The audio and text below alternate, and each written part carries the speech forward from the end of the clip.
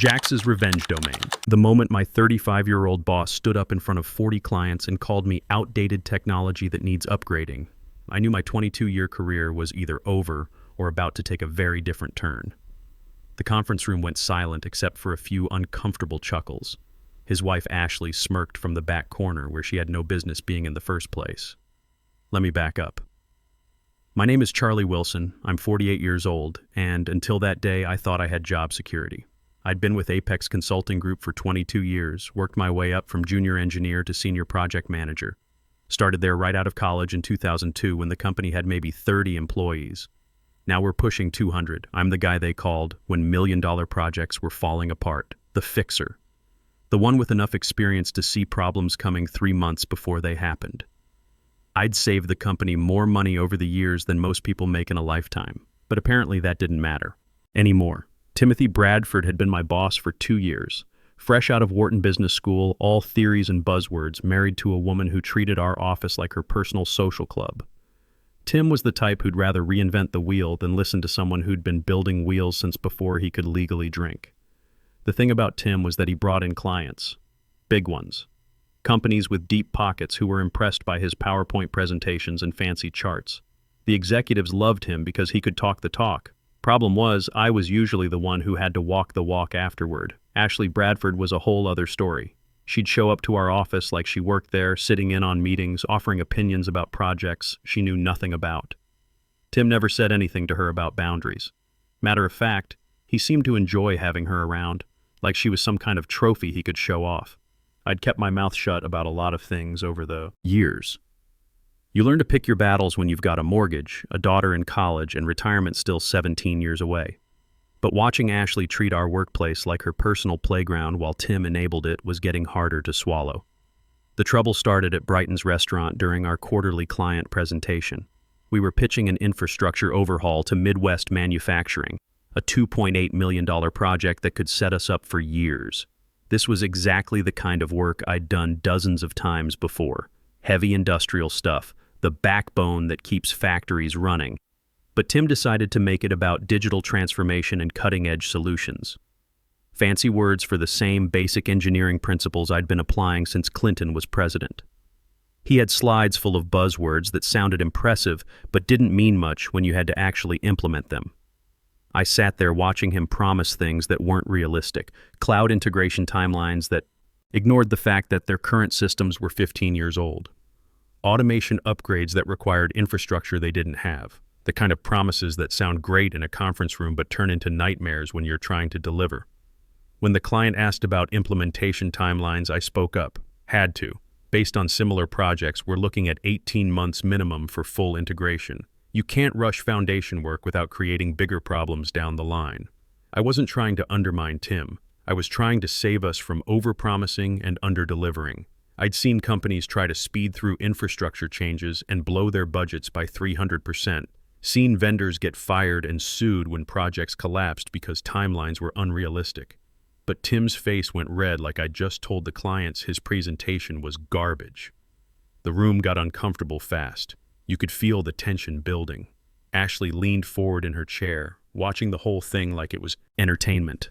That's when Tim said it, right there in front of everyone. Clients, senior staff, junior engineers who looked up to both of us. Charlie represents our old school thinking. We're moving toward agile methodologies that compress traditional timelines. Then he looked directly at me and delivered the knockout punch. Some of our senior staff haven't adapted to modern approaches. They're basically outdated technology that needs upgrading.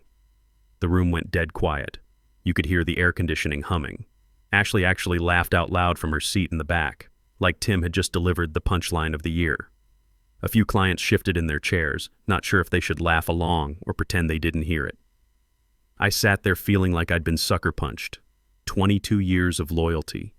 22 years of staying late to fix other people's mistakes, of training younger engineers, of taking the tough assignments nobody else wanted, and this kid was calling me obsolete in front of the biggest clients we'd had all year.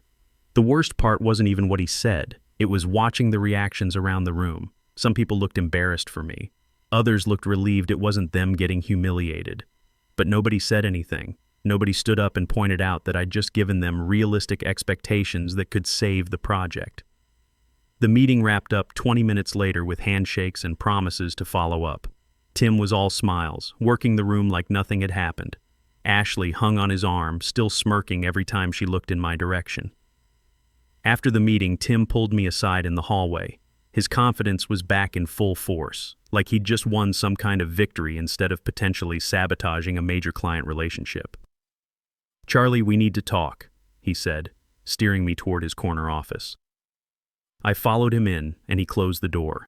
Ashley was already there, sitting in one of his guest chairs like she belonged in a private business conversation. She didn't even pretend to leave, just sat there scrolling through her phone while Tim positioned himself behind his desk. "Look, I get that you have experience," Tim started, "but you can't undermine me in front of clients. It makes the whole team look unprofessional. It makes me look like I don't have control of my department."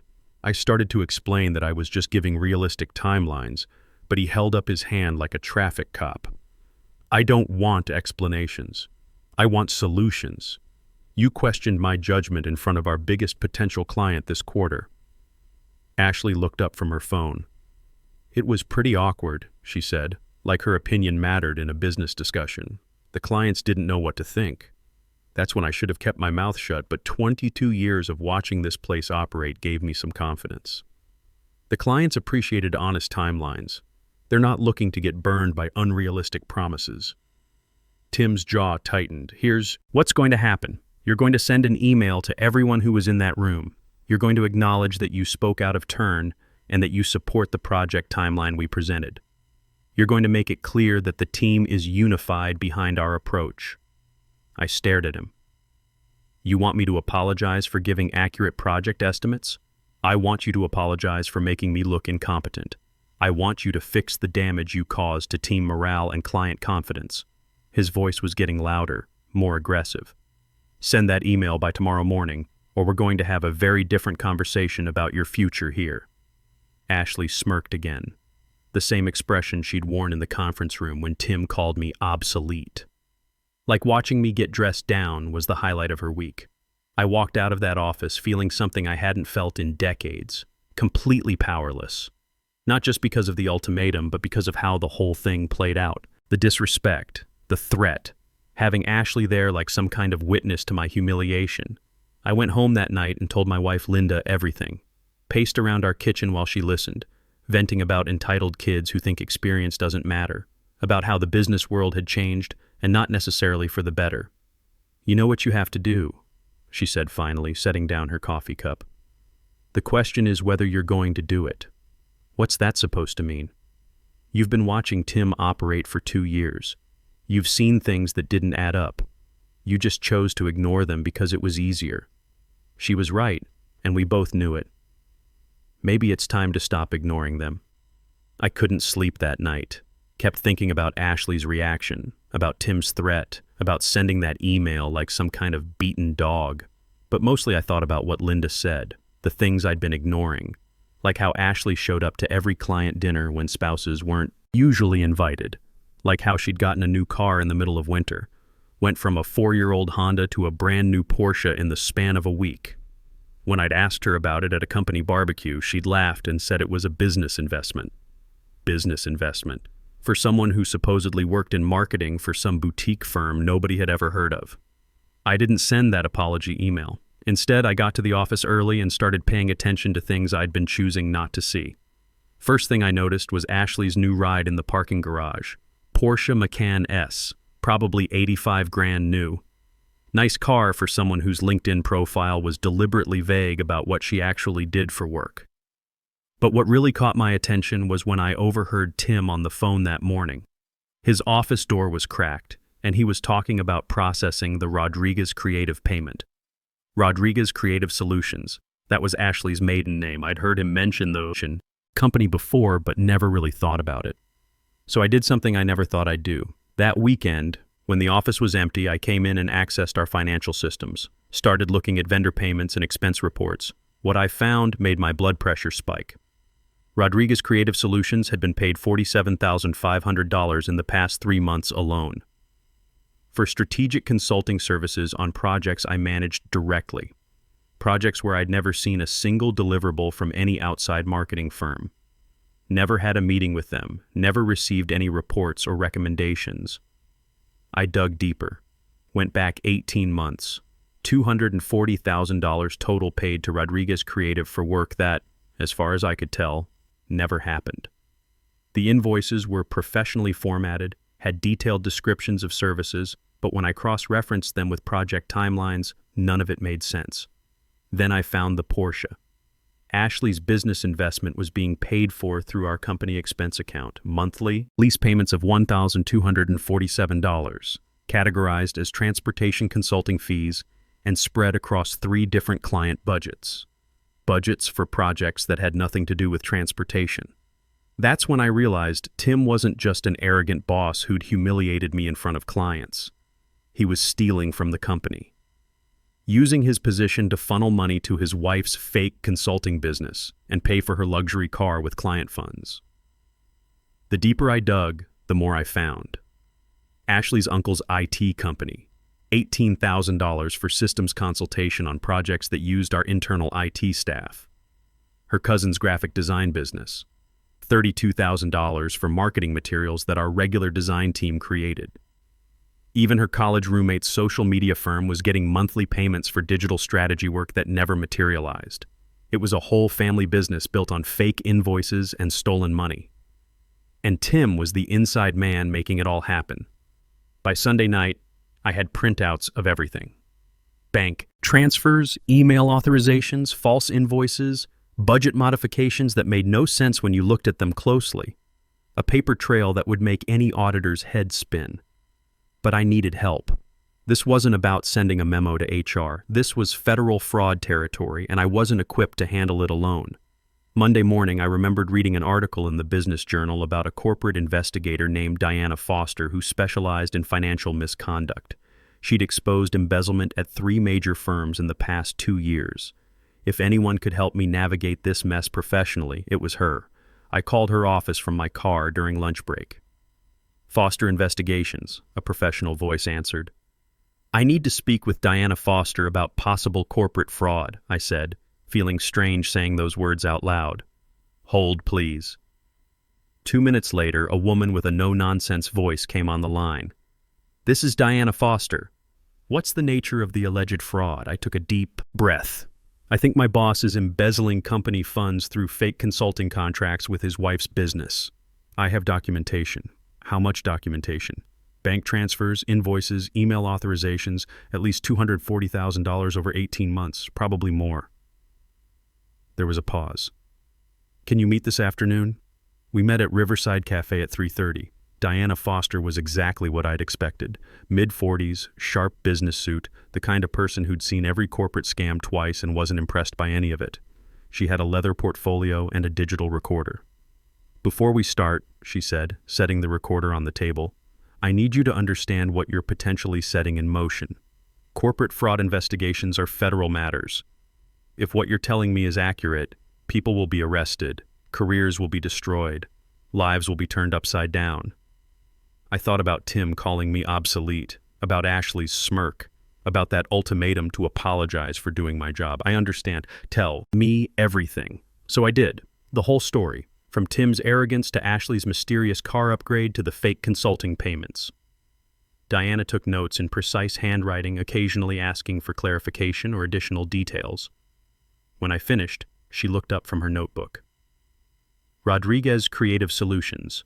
That's Ashley's maiden name family business? Correct.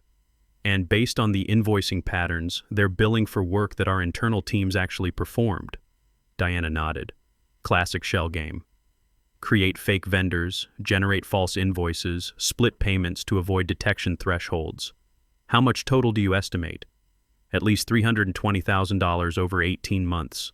Could be more if you go back further, or include the other family businesses getting payments. She closed her notebook. Mr. Wilson, what you're describing is systematic financial fraud. If proven, we're talking about federal charges, prison time, and complete career destruction for everyone involved. What do you need from me? Access to financial records, email communications, any documentation that shows a pattern of falsified billing or misappropriated funds. Can you provide that without arousing suspicion? I thought about my access levels, my years of experience with the company's systems. Yes. But once I start pulling comprehensive records, it'll leave digital footprints. That's fine. We need to move quickly anyway. White-collar criminals are good at destroying evidence once they suspect investigation. Over the next 5 weeks, I became a different person at work. Still showed up every day, still managed my projects, still played the role of the loyal employee who'd been properly chastened by Tim's ultimatum. But underneath, I was systematically documenting every fraudulent transaction I could find. The scope was bigger than I'd initially realized. Tim hadn't just been helping Ashley's family businesses. He'd been skimming money for personal expenses, billing clients for services they never received, and manipulating project budgets to hide unauthorized expenditures. I found travel expenses for trips Tim and Ashley took to Las Vegas, billed as client development activities for companies that had no operations in Nevada. Hotel stays at luxury resorts charged to infrastructure projects that were supposed to be local implementations. Equipment purchases that never materialized but somehow generated invoices and payments. Software licenses for programs we didn't use. Consulting fees for specialized expertise that turned out to be Tim paying himself through multiple shell companies. Diana and I met weekly at different locations around the city. Coffee shops, parks, restaurant parking lots. She'd review my latest findings, verify documentation, and guide me toward additional evidence that might strengthen the case. "Your boss is either incredibly arrogant or incredibly stupid," she said during our 4th meeting. "Most embezzlers try to stay under the radar. Tim's been conducting a full-scale looting operation." The hardest part was acting normal around Tim and Ashley. They'd gotten comfortable with their victory over me. Tim would make little comments about adapting to modern business practices, and Ashley would smirk whenever she saw me in the hallway.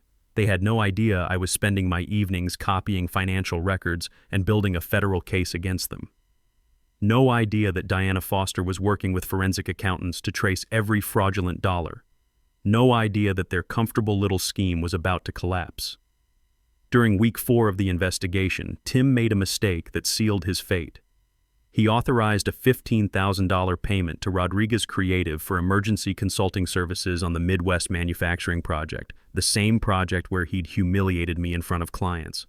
Problem was, I managed that project exclusively. Every vendor, every consultant, every expense went through me. There was no emergency consulting, no additional services, no legitimate reason for Ashley's company to receive $15,000 from our biggest client's budget. When I brought this to Diana, she smiled for the first time since I'd met her. "That's direct theft from a client account," she said. "Federal prosecutors love cases where they can show direct client harm.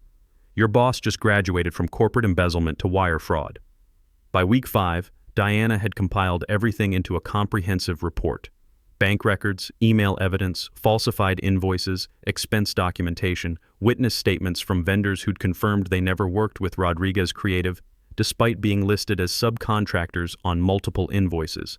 The case was 400 pages of systematic fraud spanning 2 years. Tim had stolen an estimated $380,000 when you included all the personal expenses, fake vendors, and client overcharges. Ashley was complicit in at least $260,000 of direct payments to businesses she controlled. "Are you ready for what happens next?" Diana asked during our final meeting. "Once I submit this report, federal agents will be at your office within 48 hours. Tim and Ashley will be arrested. Your company will be investigated. Everyone will know you provided the evidence." I thought about 22 years of loyal service, about being called obsolete, about Ashley's laugh when Tim humiliated me. I've been ready for weeks. Good, because tomorrow their world changes forever. The hammer fell on a Tuesday morning at 8:47 a.m. I was at my desk reviewing project schedules when I heard commotion near the elevators. 3 men in dark suits with badges walked through our main entrance like they owned the place. Federal agents. They went straight to reception and showed their credentials. "We're here to execute search warrants for Timothy Bradford and Ashley Bradford," one of them announced loud enough for half the office to hear. "We also need to secure computer systems and financial records." The place went dead quiet. You could hear keyboard clicks from across the room. People started standing up at their cubicles, craning their necks to see what was happening. Tim's assistant came out of his office with tears streaming down her face, clutching her purse like she was fleeing a fire. I watched through my window as more agents arrived in the parking garage. They'd surrounded Ashley's Porsche, the one paid for with stolen money. She was standing next to it arguing with an agent, waving her hands around like she could talk her way out of federal charges. Tim came out of his office 10 minutes later with his hands behind his back, handcuffed. His face was pale as paper, and he looked around the office like he couldn't believe this was actually happening. When his eyes met mine across the room, I saw recognition. He knew exactly who had provided the evidence. Ashley's arrest was louder. She started screaming at the agents about harassment and illegal searches. "You can't do this," she kept yelling as they walked her through the lobby. "My husband is an executive. We have rights." The agents spent the next 6 hours going through our financial systems, copying files, interviewing employees. They set up a command center in the main conference room, the same room where Tim had called me obsolete 6 weeks earlier. Word spread through the office like wildfire. Tim and Ashley arrested for embezzlement, federal investigation, company finances frozen pending audit. People gathered in small groups, whispering about what they'd seen, what they'd suspected, what this meant for their jobs. Some employees figured out I was the whistleblower pretty quickly. A few avoided me, probably thinking I was some kind of corporate snitch who might turn them in for taking long lunch breaks. But most people came by my desk to shake my hand or pat my shoulder. "About time someone stood up to that punk," said Jerry from accounting. I knew something wasn't right when his wife started showing up in Porsches and designer clothes. Michelle from project management was more direct. "You did the right thing, Charlie. Tim was stealing from all of us. Our bonuses, our raises, our job security. Someone had to stop it." The company called an emergency all-hands meeting that afternoon. Catherine Walsh, our interim CEO, stood in front of the entire staff and announced that Tim had been terminated for gross financial misconduct and federal criminal charges. She didn't mention my name specifically, but everyone knew. "We are cooperating fully with federal investigators," Catherine continued. "We've implemented new financial oversight procedures, and we're committed to rebuilding the trust that was violated by these actions." After the meeting, Catherine asked to see me privately. We went to Tim's old office, which felt strange, sitting across from her at the desk where Tim had threatened my job just weeks earlier. "Charlie, I want you to know the board is grateful for what you did," she said. "Taking on corporate fraud requires courage, especially when it involves your direct supervisor." I nodded but didn't say anything. Wasn't sure what the appropriate response was to being thanked for getting your boss arrested. "We're restructuring the operations department," she continued. "We need someone with integrity to lead it. Someone who puts the company's interests ahead of personal politics. Would you be interested in Tim's position?" Operations director. The job Tim had been doing, but legitimately. $145,000 salary, full authority over project budgets, direct report to the executive team. Everything Tim had tried to use against me was now being offered as a reward. I'd be honored, I told her. The legal aftermath took 8 months to fully resolve. Tim pled guilty to wire fraud, embezzlement, and money laundering. He got 42 months in federal prison and was ordered to pay $95,000 in restitution, basically everything he and Ashley had left after legal fees. Ashley was sentenced to 18 months for conspiracy and fraud. Her family's businesses were banned from federal contracting for 5 years. The Porsche got seized and sold at auction. Their house went into foreclosure while Tim was awaiting sentencing. Rodriguez Creative Solutions was dissolved along with the other shell companies they'd created. The whole network of fake vendors collapsed once investigators started tracing the money trails. As for me, I settled into my new role running the department Tim used to manage. My first official act was implementing the financial oversight procedures Catherine had mentioned. Real vendor verification, quarterly budget reviews, mandatory documentation for all consulting contracts over $5,000.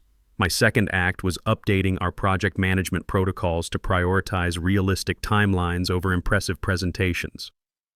Turned out clients appreciated honesty more than flashy promises they couldn't trust. 6 months after Tim's arrest, I got a call from Midwest Manufacturing, the client from that disastrous meeting at Brighton's restaurant. They wanted to move forward with the infrastructure project, but only if I personally managed the implementation. "We need someone who tells us the truth," their CEO said, "even when it's not what we want to hear." That presentation was a turning point for us. We realized we'd rather work with people who have integrity than people who have great PowerPoints. The project came in on time and under budget, exactly like I'd predicted it would during that meeting where Tim called me obsolete.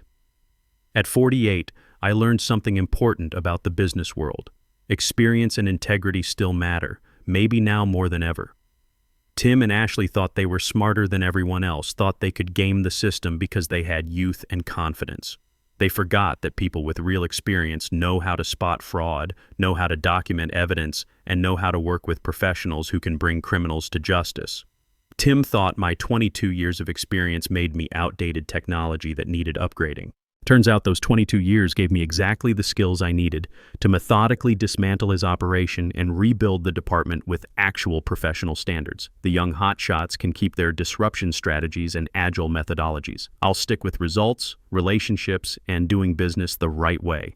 Turns out that's not obsolete at all. It's exactly what companies need when they want to trust the people they're working with.